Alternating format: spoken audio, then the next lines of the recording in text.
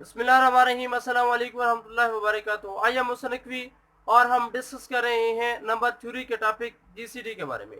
Last video में हमने GCD से रिलेटेड थ्योरम नंबर 8 को प्रूव किया था। आज की वीडियो में हम जीसीडी से related last theorem theorem number 9 को डिस्कस करते हैं। तो आइए सबसे पहले इसकी स्टेटमेंट देखते हैं कि इसकी स्टेटमेंट क्या है। स्टेटमेंट इसकी कुछ यूं है कि if A is equal to B Q plus of R, यानी अगर ए और बी में इस तरह का रिलेशन हो कि ए जो है वो B Q plus of R के इक्वल हो, बी को क्यू से मल्टीप्लाई करें फिर उसमें आर ऐड करें, तब हमारे पास ए आता है।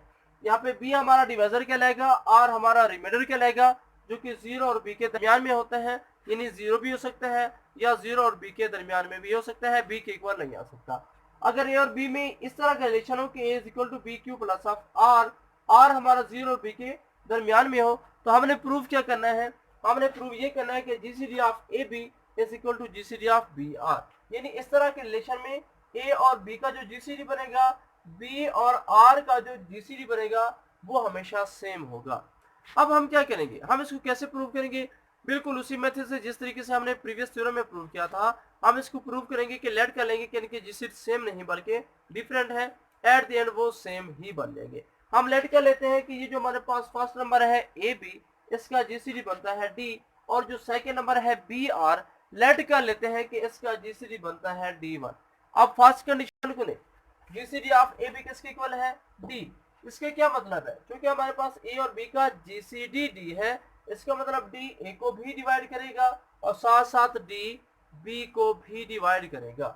डी ए को भी डिवाइड कर रहा है, डी बी को भी डिवाइड कर रहा है। इसका मतलब क्या है, it means D must divides linear combination of A and B.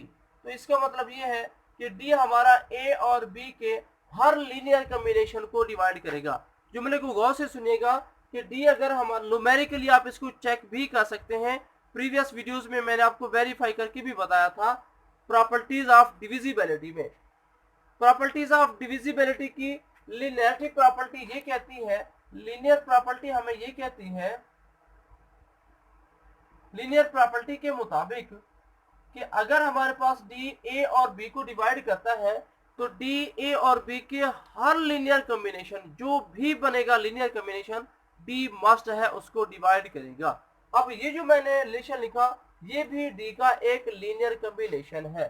तो मैंने ये कॉम्बिनेशन क्यों लिखा, सवाल ये पैदा होता है।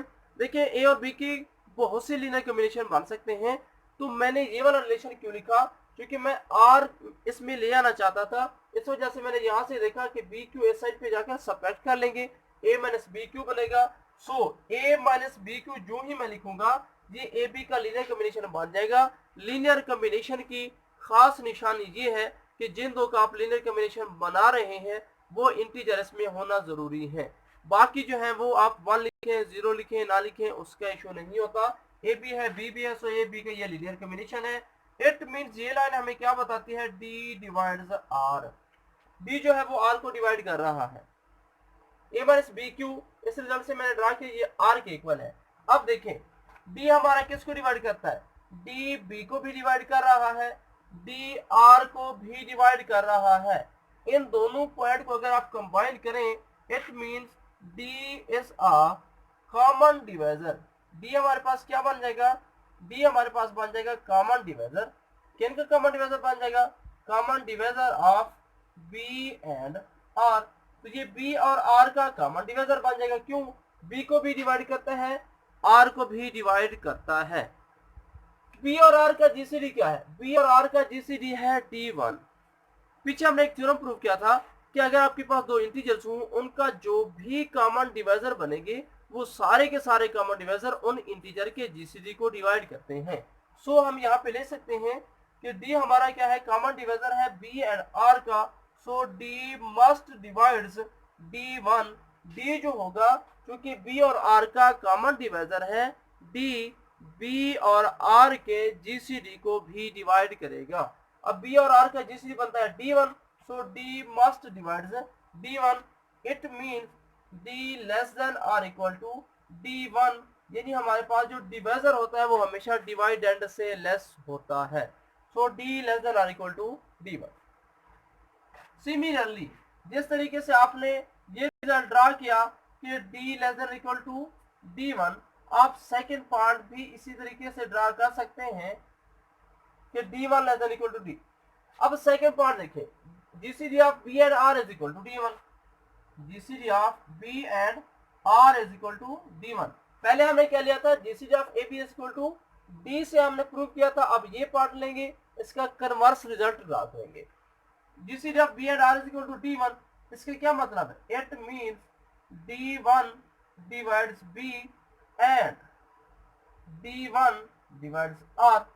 इसका मतलब ये कि d1 हमारा b को भी डिवाइड करेगा, चूंकि d1 जीसीडी है b और r का, सो ये b और r दोनों को डिवाइड करेगा। ओके, अब अगर जीसीडी हमारा b और r को डिवाइड कर रहा है तो b और r के हर कॉम्बिनेशन को डिवाइड करेगा।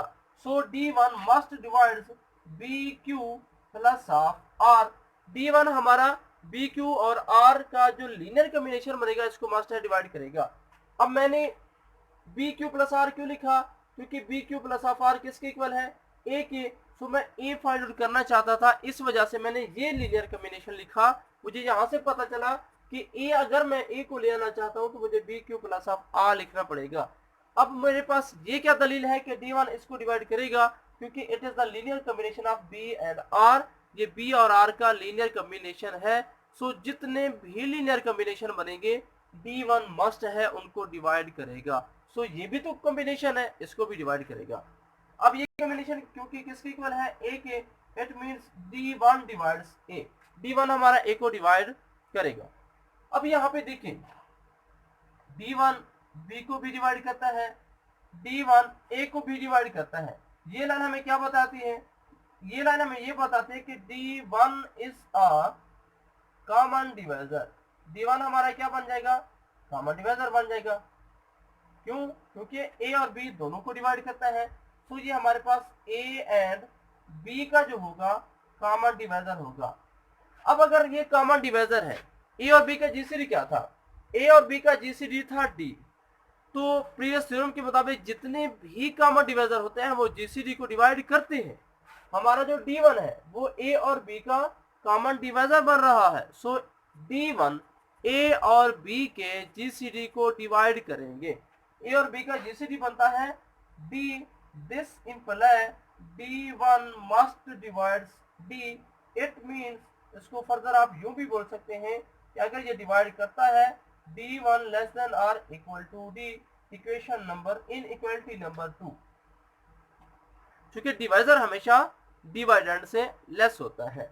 अब इन दोनों को अगर आप कंपेयर करें, 1 के मुताबिक d less than equal to d1 है, 2 के मुताबिक d1 less than equal to d है। अगर इन दोनों को आप कंपेयर करते हैं बाय 1 एंड 2, इन दोनों को कंपेयर करें तो आपको क्लियर हो जाएगा कि d1 is equal to d।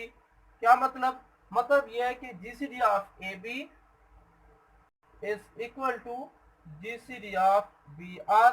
यानी हमारे पास A और B का जीसीडी, B और R का जीसीडी, दोनों के जीसीडी क्या बन जाएंगे, सेम। यही था हमारा रिजल्ट जिसमें हमने प्रूव करना था कि AB और BR का जीसीडी सेम होगा। ये था हमारा last theorem about GCD. Next हम इसी जीसीडीज के जो हमने थ्योरम डिस्कस किए हैं 9 थ्योरम, इन्हीं से रिलेटेड हम एक एक्सरसाइज को डिस्कस करेंगे जिनमें इन थ्योरम्स को फॉलो करते हुए हमने क्वेश्चन को सॉल्व करना होगा। तो उम्मीद करते हैं कि वीडियो आपको अच्छी लगी होगी। शेयर भी कीजिएगा, लाइक भी कीजिएगा। एट द एंड अल्लाह हाफिज़।